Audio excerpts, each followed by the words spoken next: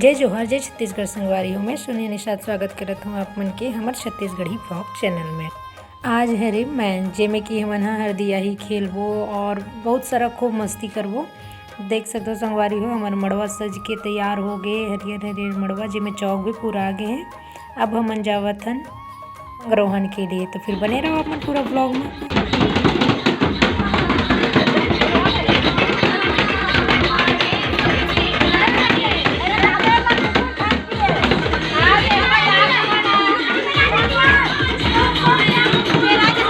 आप मन देख सकते हो संगवारी हो अभी हमन जात हन मंगरोहन लाए बर। हमार वो वाला बाजा नहीं रही से जेकर वजह से हमन ये ओरिजिनल बाजा से काम चलावत हन। देखो आप मन है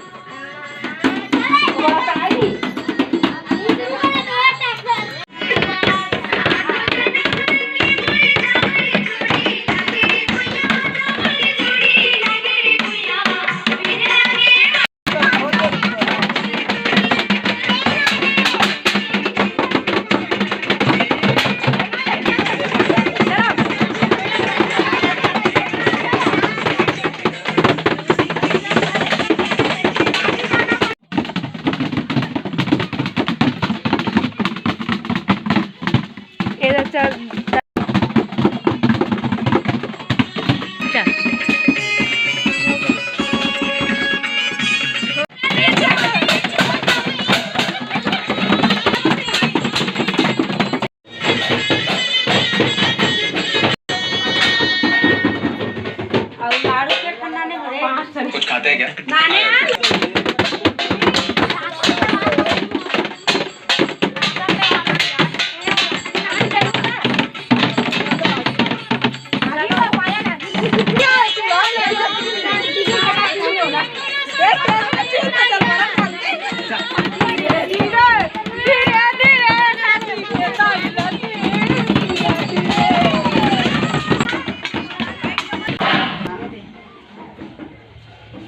अब बड़े चूल्हा नहीं है दीदी? बड़े नहीं है वो 4 लीटर नाम का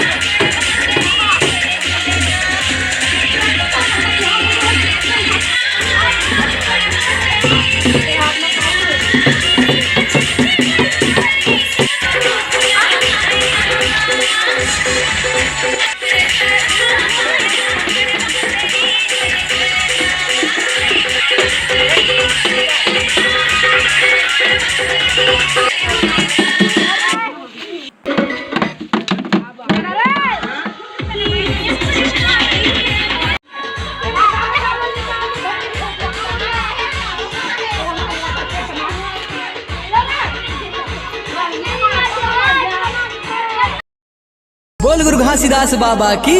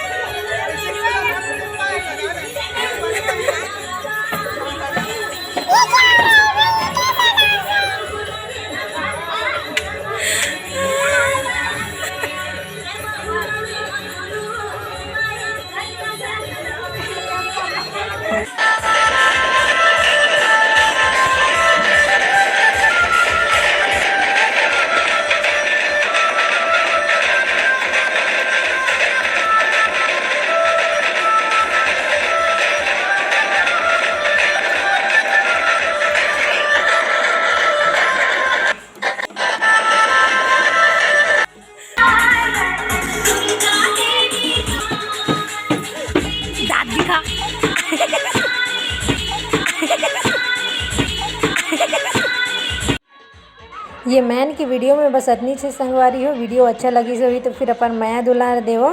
आगे बारात और विदाई के वीडियो ला देखे बर बने रहो हमारे छत्तीसगढ़ी ब्लॉग चैनल के साथ में। तब तक के लिए जय जोहार, जय छत्तीसगढ़।